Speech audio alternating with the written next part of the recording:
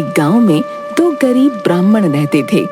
वे भिक्षा मांगकर अपना गुजारा करते थे। जिस दिन उन्हें भिक्षा में कुछ नहीं मिलता तब उन्हें भूखा सोना पड़ता था। बेचारे जैसे तैसे अपना गुजारा कर रहे थे। भैया, मुझे बहुत भूख लगी है। देखो, पहले भिक्षा मिल जाए फिर कुछ खा लेना।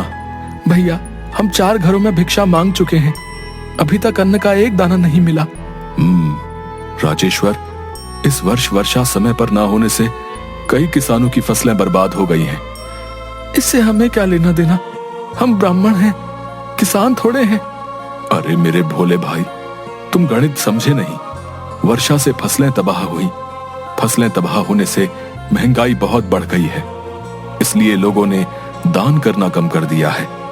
तो भैया, अब हम क्या करें? एक और घर में भिक्षा मांगते हैं, और क्या। हे भगवान, उस घर से हमें खाली हाथ न लौटाना। उस घर में चलते हैं। भिक्षाम देहि, भिक्षाम देहि। मेरे पास अभी यही है, कृपया इसे ग्रहण करें। भगवान आपका भला करे। दोनों वहां से चले जाते हैं। भैया, यहाँ से तो केवल इतने से चने मिले हैं, अब क्या करें? यहाँ से चलते हैं, और क्या किया जा सकता है।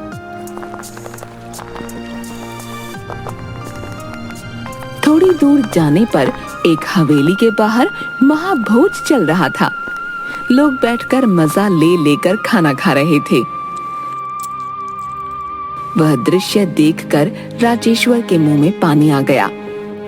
भैया, लगता है वहाँ भोज चल रहा है। चलिए ना, वहाँ चलते हैं। कितने दिनों से पेट भरकर भोजन नहीं किया। नहीं, जब तक वो स्वयं हमें न बुलाएं, हम नहीं जा सकते। क्यों नहीं जा सकते? भला वो हमें क्यों बुलाएंगे? देखिए, वहाँ बहुत से ब्राह्मण पहले ही बैठकर भोजन कर रहे हैं। हम भी चलेंगे तो क्या बिगड़ जाएगा? राजेश्वर, तुम भूल रहे हो, यह आचरण ब्राह्मण धर्म के विरुद्ध है। याद रखो, पिताजी ने सिखाया है कि ब्राह्मण को एक दिन में केवल 5 घरों में ही भिक्षा मांगनी चाहिए, और जितना भी मिले उसी में संतुष्ट होना चाहिए। हम एक दिन के लिए धर्म की बात ना करें तो क्या हो जाएगा? चलो यहां से। दोनों वहां से चले गए। थोड़ी दूर जाकर, भैया, बहुत भूख लगी है, अब और नहीं चला जाता। पेट में मरोड़ पड़ने लगी है। हमें पहले घर से रोटियां मिली हैं, तुम वो खा लो। राजेश्वर थैले में से कागज में लिपटी रोटियां निकालता है। वो खाने के लिए निवाला तोड़ने लगा, तभी अचानक एक बूढ़ी औरत आई। बेटा, 2 दिन से कुछ नहीं खाया है। माँ, हम गरीब ब्राह्मण हैं, हमारे पास रुपए नहीं है। कुछ खाने को है तो दे दो, भगवान तुम्हारा भला करेगा। दीपेश्वर ने राजेश्वर को देखा। राजेश्वर रोटी देखने लगा। दीपेश्वर ने रोटियां उठाकर औरत की ओर बढ़ा दी। माँ, आप ये ले लो। बेटा, ये तो तुम अपने लिए। आप हमारी चिंता मत करो, आप यहाँ बैठो और पहले आराम से ये खा लो। औरत वहाँ बैठकर जल्दी से रोटियां खाने लगी और राजेश्वर उसे देखता रहा। तुम दोनों ने भूखे को अपने मुंह का निवाला दिया है। भगवान तुम दोनों का भला करे, तुम्हें सुखी रखे। अब इसे रख लो। इससे हमारा क्या होगा? आप ही रख लो। नहीं बेटा, ऐसा नहीं कहते। ये मेरा आशीर्वाद है, और आशीर्वाद कम या ज्यादा नहीं होता, वो मन से निकलता है। ये सदा तुम दोनों के साथ रहेगा। ले लो इसे, ले लो। दीपेश्वर ने दोनों हाथों से वह नोट लेकर माथे पर लगा लिया। फिर बूढ़ी औरत आगे बढ़ गई। भैया, आज भिक्षा में कुछ और नहीं मिला, हमारे पास केवल वो रोटियां ही थी, वो भी आपने माँ को दे दी। राजेश्वर, कोई बात नहीं, आज नहीं तो कल भोजन मिल जाएगा। हम यदि एक दिन नहीं खाएंगे तो मरेंगे नहीं। पर उस माँ की दशा ठीक नहीं लग रही थी। हमसे अधिक उन्हें खाने की आवश्यकता थी, नहीं तो वो बीमार हो जाती। भैया, अब हम क्या खाएंगे? ये लो, अभी तुम ये खा लो। और आप? मुझे तो भूख ही नहीं लगी है। हाँ, जैसे मुझे पता नहीं, आपने रात्रि से कुछ नहीं खाया है। मैं सब जानता हूँ, आपने कल रात्रि को चतुराई से सारा भोजन मुझे खिला दिया था। अच्छा, हम दोनों खाते हैं। थोड़ी दूर चलने पर पंडित जी, अरे ओ पंडित जी, जरा रुकिए तो, कहाँ भागे जा रहे हो? कौन हो तुम? क्या काम है? हमें क्यों पुकार रहे हो? अरे रुको तो, इतने सवाल एक बार में पूछ लिए। पंडित जी, वो पीछे जो बड़ी हवेली है ना, सबसे बड़ी वाली, वहां महाभोज चल रहा है। मालकिन ने 51 ब्राह्मणों को भोजन कराने के लिए कहा है। अभी तक 49 ब्राह्मण पधारे हैं। कृपया आप दोनों पधार के हमें कृतार्थ करें। दोनों ने कुछ नहीं कहा। कृपया चलिए ना, वरना मैं कहां ढूंढने जाऊंगा। भैया। ठीक है भैया, चलो। आदमी ने उन्हें पंगत में बैठाकर पेट भर भोजन कराया। भैया मजा आ गया, आज तो भूख से अधिक खाने को मिल गया। लगता है उस माँ ने सच्चे मन से आशीर्वाद दिया था। घर आकर दीपेश्वर ने वो 1 रुपये का नोट एक खाली मटके में रख दिया। उस रात दोनों भाई बड़े आराम से सोए। अगले दिन खूब बरसात हुई, इसलिए वे भिक्षा के लिए घर से बाहर नहीं निकल सके। दोनों भाइयों ने घर के हर एक बर्तन में देखा तो कुछ चावल मिल गए। दोनों ने वे पकाकर खा लिए। अगले दिन बरसात रुकने पर वे भिक्षा के लिए गए। भैया, ये आज का 5वां और अंतिम घर है। देखते हैं। भिक्षाम देहि, भिक्षाम देहि। घर में से कोई निकलकर नहीं आया। भिक्षाम देहि, भिक्षाम देहि। एक व्यक्ति ने बाहर आकर उनके मुंह पर दरवाजा बंद कर दिया। दोनों अपने घर पहुंचे। भैया, आज तो अन्न का एक दाना नहीं मिला। कोई बात नहीं, कल मिल जाएगा। भैया भूख लगी है। आपको याद है वो बूढ़ी माँ ने 1 रुपए का नोट दिया था, उससे कुछ चने मिल जाएंगे। राजेश्वर ने जाकर मटके में देखा। भैया, भैया, भैया। क्या हुआ? भैया जल्दी इधर आओ। क्या हुआ? राजेश्वर उसे मटका दिखाता है। उसमें एक एक के 7 नोट थे। भैया, इसमें पूरे 7 नोट हैं। 7। मैंने तो एक ही रखा था, ये 7 कैसे हो गए? पता नहीं। भैया, मैं इनसे चावल या बाजरा लेकर आता हूँ।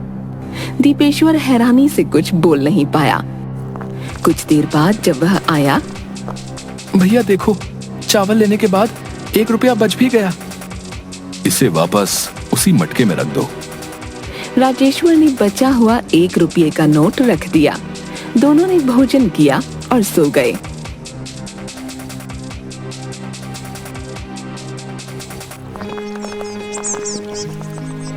अगले दिन शाम को राजेश्वर ने फिर से मटका देखा। उसमें केवल 1 ही रुपया था। भैया, मुझे लगा था कि ये नोट चमत्कारी होगा, पर आज तो ये 1 ही पड़ा है। ज्यादा लालच अच्छा नहीं होता। आज हमें अच्छी भिक्षा मिली है, इसे छोड़ो, चलकर भोजन कर लो। अगले दिन वे फिर भिक्षा के लिए निकले। भिक्षाम देहि, भिक्षाम देहि,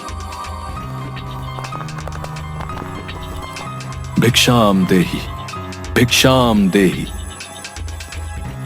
पर कोई भिक्षा नहीं मिली। भैया, आज तो लगता है सचमुच चनों से काम चलाना पड़ेगा।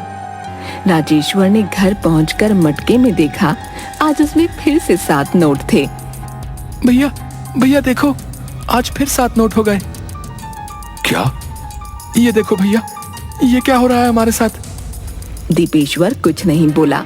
राजेश्वर रुपये लेकर चला गया। पाव भर बाजरा दे दो। पूरे 6 रुपए का है। पता है, मैं दाम दे रहा हूँ। लगता है कोई बड़ा माल हाथ लगा है। ज्यादा मत बोलो, अपने काम से काम रखो। ये तो बिल्कुल गरीब है, पर परसों चावल लेकर गया था और आज बाजरा। इसके पास रुपए, लगता है कोई बड़ी रकम हाथ लगी है। वो राजेश्वर के पीछे जाता है। छिपकर खिड़की से राजेश्वर को बचा हुआ 1 रुपया मटके में रखते हुए देखता है। ओहो, तो इसी में धन छिपा कर रखा है। ये अब मेरा होगा, बस मेरा। पर मुझे रात होने तक प्रतीक्षा करनी होगी। रात को अंधेरे में राजेश्वर और दीपेश्वर को सोता देख घर में घुसकर मटके के पास पहुंचा।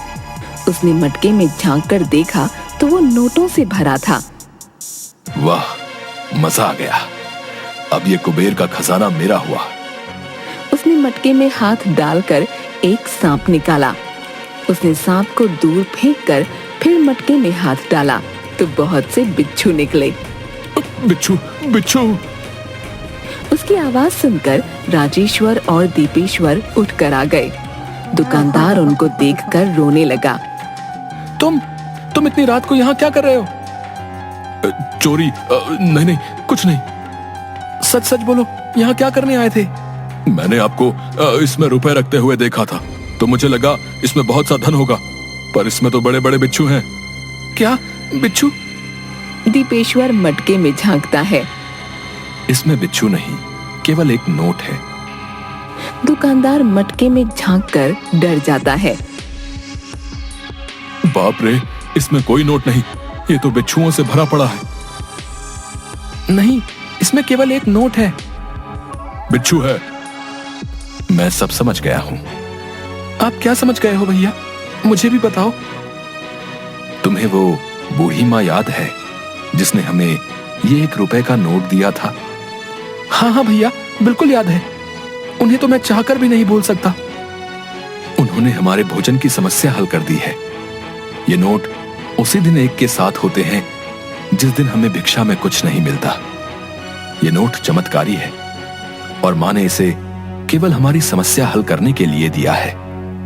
इसलिए हमें नोट दिख रहा है, परंतु इसे बिच्छू दिख रहे हैं। भैया, तो ये केवल साथी क्यों होते हैं? हम अधिक लालच ना करें, इसलिए हो सकता है हमें केवल हमारी जरूरत जितना ही धन मिल रहा है। सुना है कि कभी कभी भगवान इंसानों के भेष में हमारी मदद के लिए धरती पर आते हैं। वो बूढ़ी माँ। भैया, आप ठीक कह रहे हैं। भगवान से भी हमारा भूखा रहना देखा नहीं गया। आप ब्राह्मण हैं, कृपया कर मुझे क्षमा कर दो। मैं कभी पराये धन पर बुरी नजर से नहीं देखूंगा। राजेश्वर ने वो नोट निकाला और अपने माथे से लगाकर वापस रख दिया।